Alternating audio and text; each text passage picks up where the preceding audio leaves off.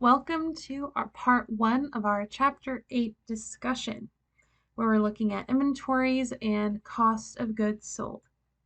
So before we dive too deep, we want to make sure to define inventory.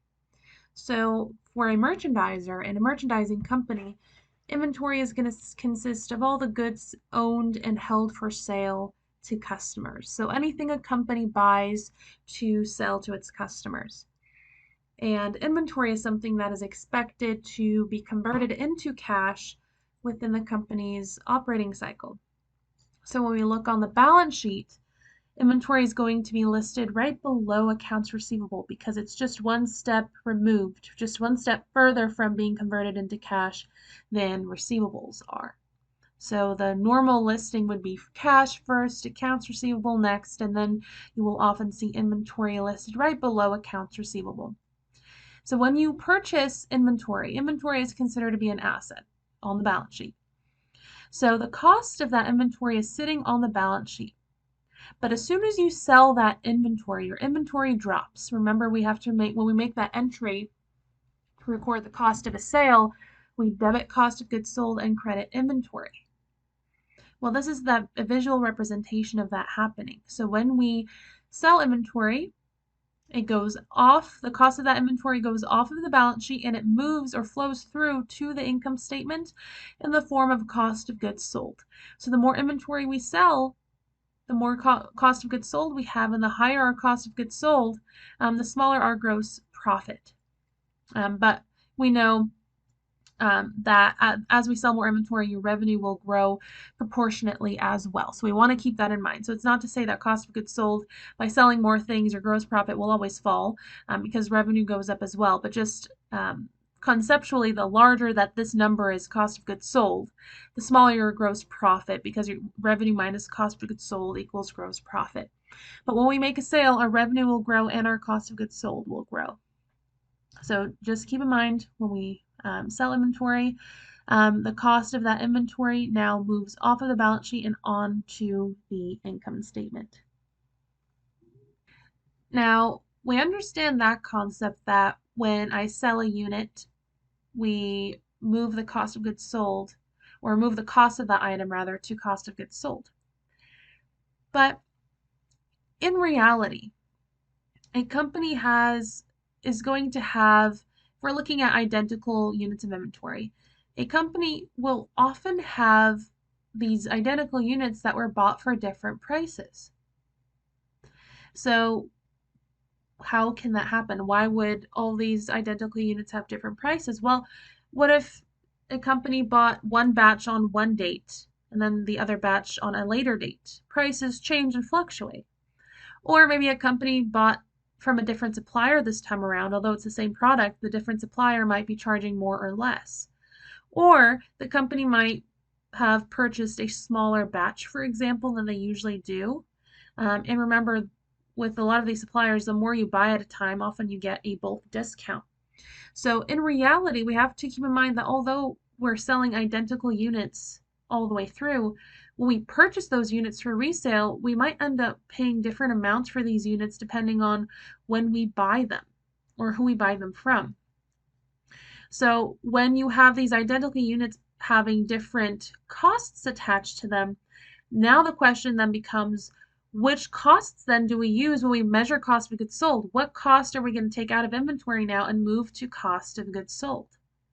So that's what this chapter is going to look at to help us answer that question. What in the world are we going to do when we have these different costs related to identical units? So let's look at an inventory subsidiary ledger here. So we're looking at the supplier here is Elko Manufacturing, and it looks like their secondary supplier is Vegas Wholesale. So the item here is whatever an Elko AC40 is. It looks like we're looking at the Daily Street warehouse. So it looks like they purchased on January 5th, they bought 2 units at $1,000 each for a total purchase price of $2,000. That was on January 5th. But then on February 5th, they bought 3 units, each of them costing $1,200 each for a total purchase price of $3,600. So although it's 5 units in total of the same item, we bought it on 2 different days, and for whatever reason, the unit price was different on January 5th compared to February 5th. So this subsidiary ledger, we look on January 5th, what was our balance? Well, we only had 2 units at a cost of $1,000 each for a total of $2,000 for this in this inventory subsidiary ledger. That's one cost layer. But as soon as we bought more units on February 5th, costing us a separate amount, a different amount, we've added a cost layer because these units were costing us not 1,000 each, but 1,200 each. So on February 5th, now when we bought 3 additional units, this is how we show our balance, and this is important for a Connect, how they have that table in the homework. So now on February 5th, what's your balance? Well, we have 2 units costing us $1,000 each still in inventory, but now we added a layer of 3 units costing us $1,200 each for a total inventory cost so far $5,600. So there's 5 identical units in inventory, but the cost associated with each of those 5 units is different depending on which date they were purchased.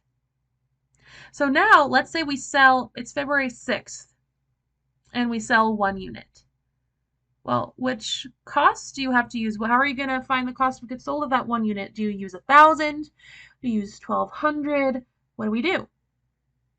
Well, to help answer that question, GAAP provides companies with 4 options to cost their inventories, to calculate their cost of goods sold. The first method is specific identification.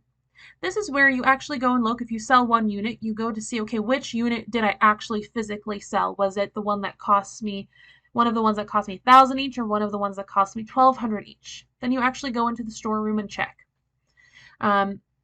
So that is the specific identification method. Or you can use a inventory cost flow assumption, and I have the wrong screenshot here.